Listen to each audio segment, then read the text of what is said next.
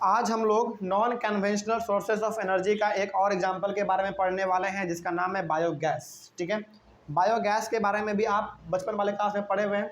ये चीज़ आपका क्लास 8 में भी था, हमने आपको पढ़ाया है। चलिए जानते हैं कि और इसमें क्या नया है।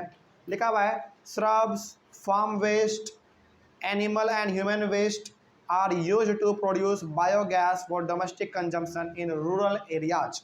यानी कि गाँवों में खास करके गाँवों में जो श्रब्स होते हैं, यानी कि छोटे छोटे जो पौधे होते हैं जो मर जाते हैं या फिर जो सड़ गल जाते हैं, उसका इस्तेमाल करके, फार्म वेस्ट का इस्तेमाल करके। फार्म वेस्ट का मतलब जो खेती में जो वेस्ट आता है, हाँ, पत्ता, जो सूखा पत्ता। वही हो गया जो खेत में हमारा पेड़ पौधे बच जाते हैं ना हार्वेस्टिंग करने के बाद, वो सब का इस्तेमाल करके, और एनिमल और ह्यूमन का वेस्ट इस्तेमाल करके, यानी कि गोबर ये सब का इस्तेमाल करके भी हम लोग जो है पूरी तरीके से गाँवों में क्या क्रिएट कर लेते हैं, बायो गैस क्रिएट कर लेते हैं। और ये अधिकतर हमारे गाँवों में ही चलता है।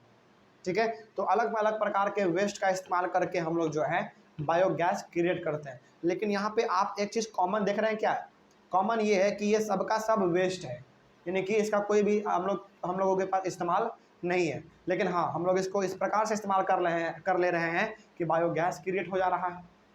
बात समझ में आ रही है? तो इन सारे वेस्ट का जो है हम लोग इस्तेमाल करके बायोगैस जनरेट कर ले रहे हैं। और दूसरी बात है, इसमें आपको ये भी देखने को मिल रहा है कि ये सबका सब ऑर्गेनिक मैटर है। ऑर्गेनिक मतलब ये सारे के सारे चीज़ सड़ सकता है, गल सकता है ना। इसी का इस्तेमाल करके हम लोग बायोगैस बनाते हैं। Decomposition of these waste decomposition of these waste has higher thermal efficiency in comparison to kerosene, cow dung cake and charcoal. तो इन सब वेस्ट का इस्तेमाल करके, इन सभी वेस्ट का इस्तेमाल करके जो हमारे सामने बायोगैस क्रिएट होता है, इसके पास बहुत ज़्यादा थर्मल इफिशियंसी होता है। थर्मल इफिशियंसी का मतलब इसके पास जलने का जो क्षमता है, हीट एनर्जी जो प्रोड्यूस करने का क्षमता है, वो बहुत ही ज़्यादा है। किसके कंपैरिजन में? केरोसिन, काऊ डंग केक और चारकोल के कंपैरिजन में इसका बहुत ही ज़्यादा क्षमता होता है, यानी कि ज़्यादा ये हीट अमाउंट आपको जो है ज़्यादा क्रिएट करके देता है। ठीक है, आगे बढ़ते हैं। फिर उसके बाद लिखा हुआ biogas plant are set up at municipal, corporative and individual level. यानी कि बायोगैस प्लांट जो होता है, इसको किस किस प्रकार से सेटअप किया जा सकता है? म्युनिसिपल यानी कि नगर निगम वाला करवा दिया, ये आपके गांव में नगर निगम वाला करवा दिया तो वो पहला हमारा सेटअप हो जाएगा। उसके बाद कोऑपरेटिव का मतलब हो गया 10-15 आदमी मिल के उसको सेटअप कर सकता है, या फिर कोई आदमी एक अकेला अपने लिए उसको लगा सकता है, जिससे कि उसको क्या होगा, बायोगैस मिलेगा। और बायोगैस बेसिकली एक गैस ही होता है। ठीक है, उसका इस्तेमाल करके हम लोग अपने घर में लाइटनिंग, कुकिंग, हीटिंग ये सब चीज़ करते हैं।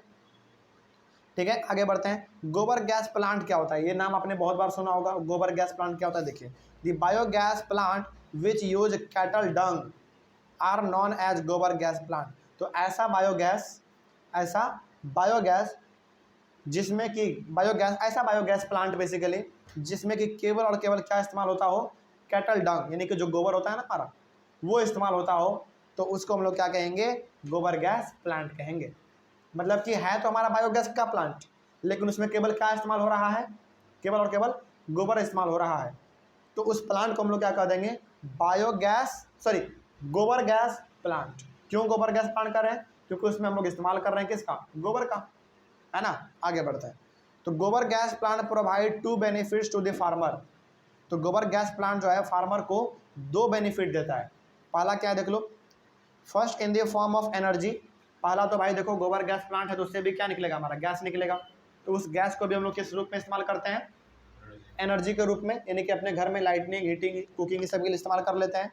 उसके बाद दूसरा है, and second in the form of improved quality of manure. Manure क्या होता है? जो ऑर्गेनिक हमारा मैटर होता है ना, यानी कि जो वेस्ट होता है, जो सड़ सकता है, जो गल सकता है, उसको हम लोग सड़ा गला के क्या करते हैं? अपने खेतों में उसका छिड़काव करते हैं। तो बेसिकली वो एक फर्टिलाइजर का काम करता है ना, यानी कि एक मैन्योर का काम करता है।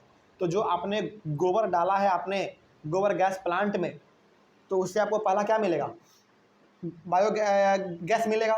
और उस गैस का इस्तेमाल करके आप अपने घरों में हीटिंग, लाइटनिंग, कुकिंग ये सब करेंगे।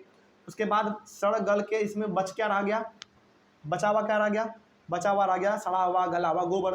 उस गोबर को आप क्या करेंगे? उस गोबर गैस प्लांट से बाहर निकालेंगे। उसके बाद फिर यदि आप उसको अपने खेतों में छिड़क देंगे तो बिल्कुल वो एक अपना खाद का काम करेगा। ठीक है, तो यहाँ से हम लोग बायोगैस क्या होता है ये भी आप जान गए। देखिए बायोगैस बेसिकली होता है क्या है ना कि एक प्लांट होता है, ज़मीन में उसको खोद के बेसिकली बनाया जाता है, या फिर उसको टंकी के जैसा भी बनाया जाता है, ठीक है। यदि इसको देखना हो तो आप पेज नंबर एनसीईआरटी में 63 में सबसे ऊपर वाला फिगर देख सकते हैं। ज़मीन को खोद के एक टंकी के जैसा उसको ऊपर तक भी बनाया जाता है, और उसमें जो हमारा जो भी प्रकार का वेस्ट है उसको डाल दिया जाता है, और उस वेस्ट से जो हमारा गैस जनरेट होता है ना उसको निकाल के हम लोग क्या उसको मतलब बाल्टी से निकालेंगे क्या, नहीं, उसके लिए आपको सेटअप करना पड़ता है, उसके लिए आपको पाइपिंग वाला भी सिस्टम करना पड़ता है कि जो उससे गैस जनरेट होगा उसका पाइप के थ्रू यूज कर सकते हैं, पाइपिंग के थ्रू कर सकते हैं। तो वो हो गया हमारा। उसके बाद इसमें जो था हमारा एक गोबर गैस प्लांट था। तो बायोगैस प्लांट में जब आप केवल और केवल किसका इस्तेमाल करेंगे, गोबर का इस्तेमाल करेंगे, तो गोबर का इस्तेमाल करेंगे तो वो भी आपको एक गैस देगा। उस गैस का भी हम लोग हीटिंग, लाइटनिंग और कुकिंग के लिए इस्तेमाल करते हैं। लेकिन जो बचा हुआ रह गया उस गोबर का जो हम लोग गोबर गैस प्लांट से निकाल के खेतों में छिड़काव करेंगे तो फिर वो एक खाद का काम करेगा, ठीक है। तो ये हो गया हमारा बायोगैस के बारे में। उसके बाद हम लोगों के पास उसके बाद टाइडल एनर्जी, ठीक है, इसके बारे में ही बात करेंगे हम लोग अपने अगले वाले क्लास में। Thank you very much.